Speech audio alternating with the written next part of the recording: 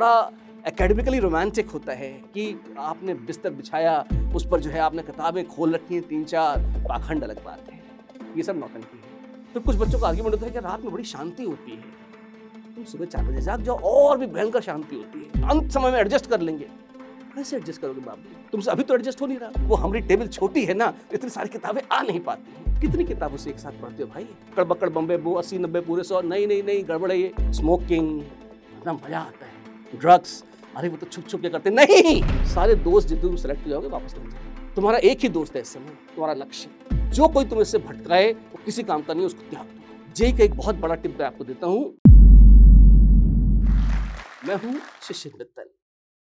IIT Bombay से 98 में मैंने बीटेक किया और अब मैं व्यास सर्टिफिकेशन कोटा का फाउंडर और CEO हूँ। टॉप 10 में बहुत सारी रैंक्स, सैकड़ों टॉप 100s, हजारों सिलेक्शंस IITs में, NITs में पिछले 25 सालों में देने का अवसर मुझे प्राप्त हुआ।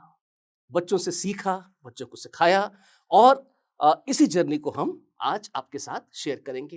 कुछ मेरे अनुभव हैं, कुछ उन विद्यार्थियों के जिन विद्यार्थियों को हमने इवॉल्व करते हुए देखा है। उस इवोल्यूशन की प्रोसेस में जो संघर्ष हमने किया, जो जिया, वो आज आपके नाम। एक बार अगर आपका एक राइट एटीट्यूड सेट हो गया, उसके बाद बारी आती है आपकी एकेडमिक हैबिट्स की। आप सफल होंगे या कम सफल होंगे या और कम सफल होंगे, ये डिसाइड करता है कि आपकी हैबिट्स क्या हैं।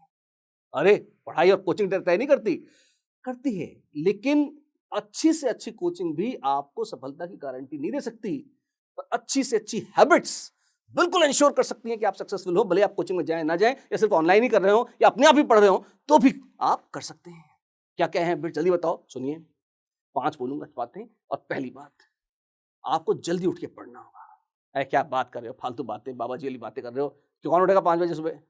आपको सुबह 5 बजे, 4 बजे उठ सकते हैं आप। 5 बजे उठना पसंद नहीं है तो आपको, लेकिन होता यह है बहुत सारे बच्चे ऐसे मैंने देखे हैं जो कि लेट नाइट पढ़ने की जिनको आदत है और जो ऐसा मानते हैं कि वो देर रात तक बहुत अच्छी एफिशिएंसी के साथ पढ़ सकते हैं। यहां पर मैं करेक्शन करना चाहूंगा, वो देर रात तक जग सकते हैं। और ये बड़ा एकेडमिकली रोमांटिक होता है कि आपने बिस्तर बिछाया, उस पर जो है आपने किताबें खोल रखी हैं 3-4 और पढ़ते पढ़ते आप उस पर सिर रख के सो गए और फिर मम्मी देखती हैं, अरे मेरा बच्चा कितना पढ़ रहा है, और एकदम सब विगलित हो जाते हैं करुणा से। पाखंड अलग बात है, ये सब नौटंकी है। सच तो ये है, अगर आप पढ़ रहे थे तो नींद कैसे आ गई, और नींद आ रही थी तो क्यों नाटक कर रहे थे? जैसे ही आप लेट नाइट पढ़ते हो, प्रॉब्लम क्या आती है? प्रॉब्लम ये आती है कि सबसे पहला काम होता है आपका डाइजेशन खराब हो जाता है। आपको कॉन्स्टिपेशन हो जाएगा या एसिडिटी बनेगी। क्या बात कर रहे हो, हमारे तो नहीं होता। झूठ मत बोलो, होता ही है। हाँ, ये सच है कि जब हम यंग होते हैं तो हमारा शरीर बहुत सारे अत्याचार सह जाता है। एक दिन आप लेट नाइट पढ़ेंगे तो नहीं होगा, आप 2 महीने पढ़िए, आप देखिए पक्का हो जाएगा। जैसे ही ये शुरू होगा, आप शायद नोटिस न करें, आप करके देखिएगा, आप थोड़ा चिड़चिड़े होना शुरू होते हैं, आपका मेंटल फोकस हिलने लगता है। और जैसे ही आपका मेंटल फोकस डिस्टर्ब होता है, अच्छा लेट नाइट पढ़े हैं, अच्छा क्लासेस तो आधी रात को लगती नहीं है आपकी, क्लासेस तो दिन में लगती हैं आपकी, तो आप अपनी एक्चुअल स्कूल की या कोचिंग की क्लासेस में तो आप फोकस कर ही नहीं पाते।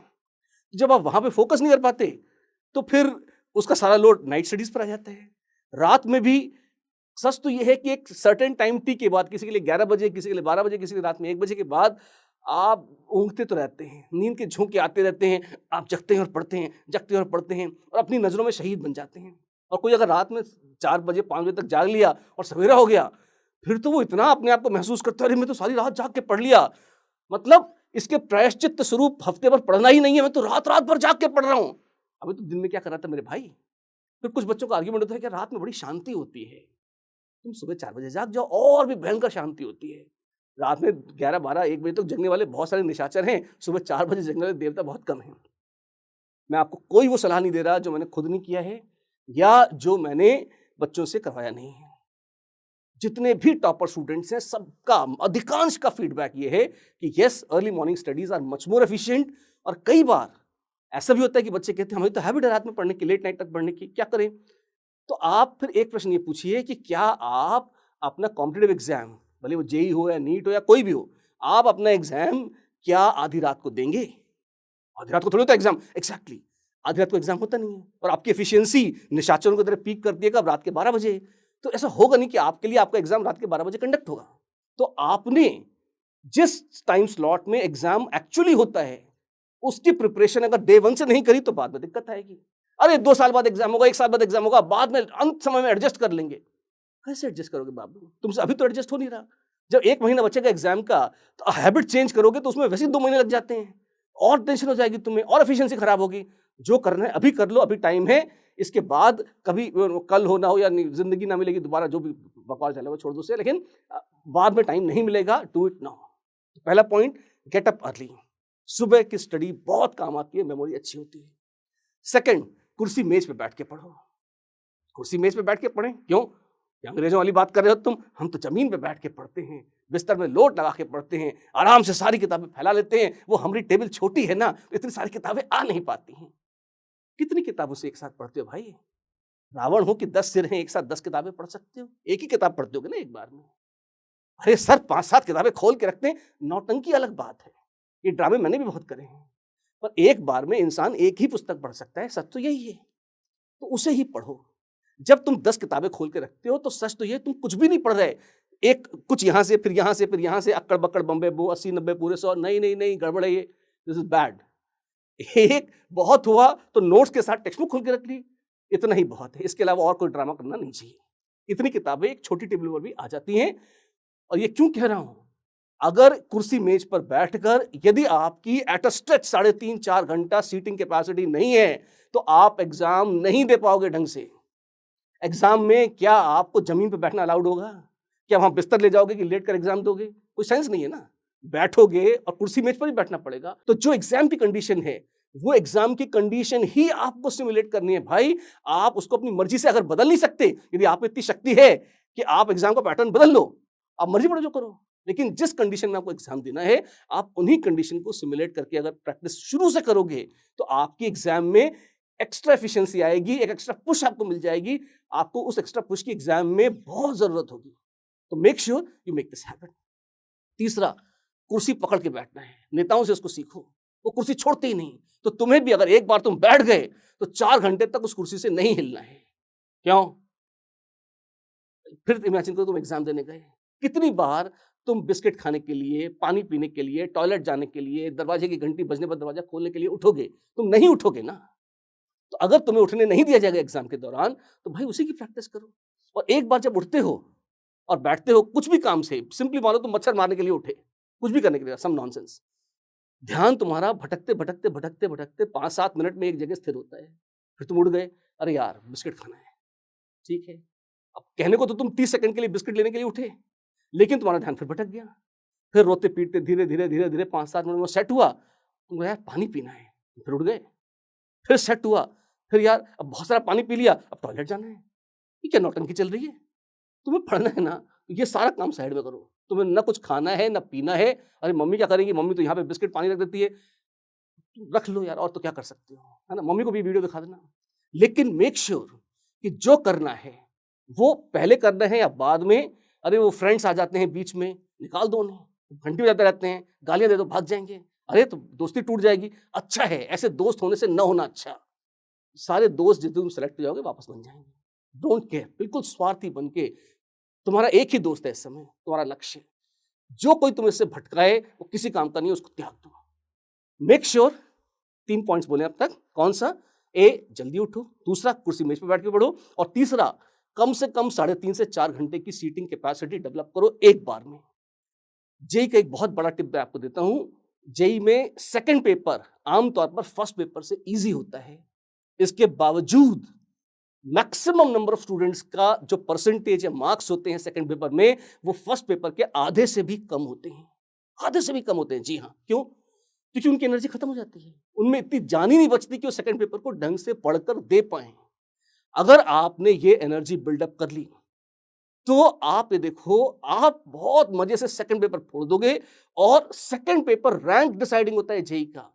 फर्स्ट पेपर में जो बच्चे अच्छा कर लेते हैं उनमें से अधिकांश बच्चे सेकंड पेपर में आउट हो जाते हैं, और आपने उसको भी फोड़ दिया, रैंक आ जाएगी शानदार। तो इसलिए मेक श्योर ये एनर्जी इकट्ठी करो। कैसे? एक तो ये प्रैक्टिस, और इसके साथ है फोर्थ और सबसे क्रूशियल पॉइंट, प्राणायाम और त्राटक। और ये क्या बात कर रहे हो, क्या बाबा जी बनने वाले हो क्या?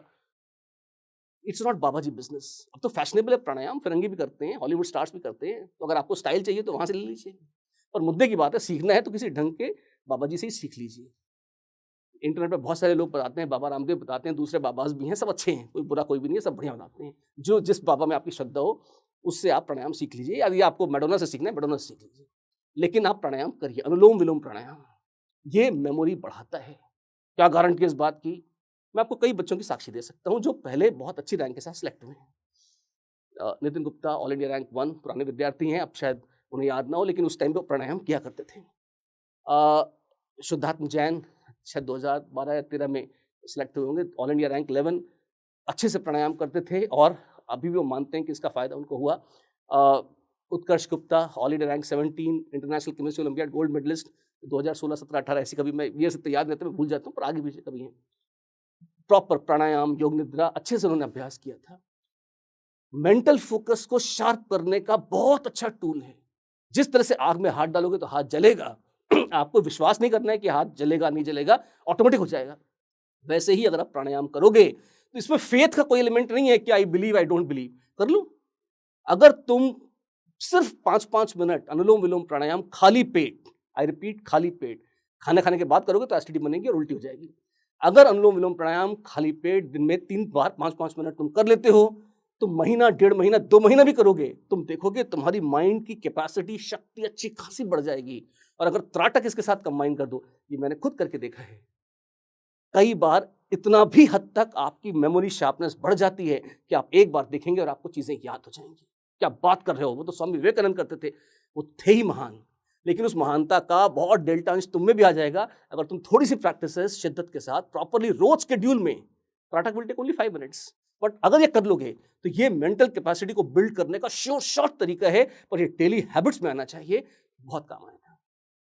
And lastly, no bad habits. Bad habit means, I mean love affairs तो मैं पहले ही बोल चुका हूँ, ड्रिंकिंग, अरे वो तो सोशल है, नहीं सॉरी, स्मोकिंग, मतलब मजा आता है, ड्रग्स, अरे वो तो छुप छुप के करते हैं, नहीं, क्यों कर रहे हो ये सब? अरे सर बड़ा मन करता है, बड़ा कूल लगता है, बड़ा फूल लगता है। जिस दिन सिलेक्शन नहीं होगा बच्चे, उस दिन ये सारी कूलनेस हवा में उड़ जाएगी। और जिनको तुम चढ़ाते थे कि ये बेवकूफ़ है, मग्बू है, पढ़ते रहते हैं, वो स्टार बन के इधर-उधर घूमते रहेंगे और आनंद मनाएंगे। चॉइस तुम्हारी है, और वैसे भी इनसे जीवन में किसी को कुछ मिला तो है नहीं, बुरा ही हुआ है, तो क्यों इनके चक्कर में पड़ते हो यार? इसलिए best is refrain from them, just don't indulge. इसमें आप अगर ये ऐसे द्वार हैं जिसमें आप नहीं घुसो तो ही आपके लिए अच्छा है। तो ये थी वो 5 एसेंशियल हैबिट्स जो आपकी सक्सेस के लिए मस्ट हैं। अगर आप करेंगे तो आपकी प्रिपरेशन में 4 चांद लग जाएंगे। बच्चों, ध्यान रखना, गलती करना प्रकृति है, गलती को मान लेना संस्कृति है, और गलती से सीख कर उसको सुधार लेना ही उन्नति है, और ये ना करें तो दुर्गति है। तो इसलिए हमेशा खुद को देखते रहो, इम्प्रूवमेंट करते रहो, एनालाइज करते रहो, कभी भी एक अंधी दौड़ में मत पड़ो, हमेशा ठहरो, रुको, सोचो, कॉन्शियसली डिसीजन लो कि जो तुम कर रहे हो क्या उससे तुम्हारे लक्ष्य को हासिल करने में मदद मिलेगी। अगर हाँ, तो उस काम को करो, और अगर नहीं तो उसको छोड़ दो। माँ सरस्वती तुम सब पर कृपा बनाए रखें, तुम्हें बुद्धि दें, ज्ञान दें, विवेक दें, और तुम सब अपने लक्ष्य को प्राप्त करो। इसी बड़ा बड़ा शब्द है, लेकिन इसी आशीर्वाद के साथ, इसी शुभकामना के साथ, this is Shishir Mittal again saying bye bye, God bless you.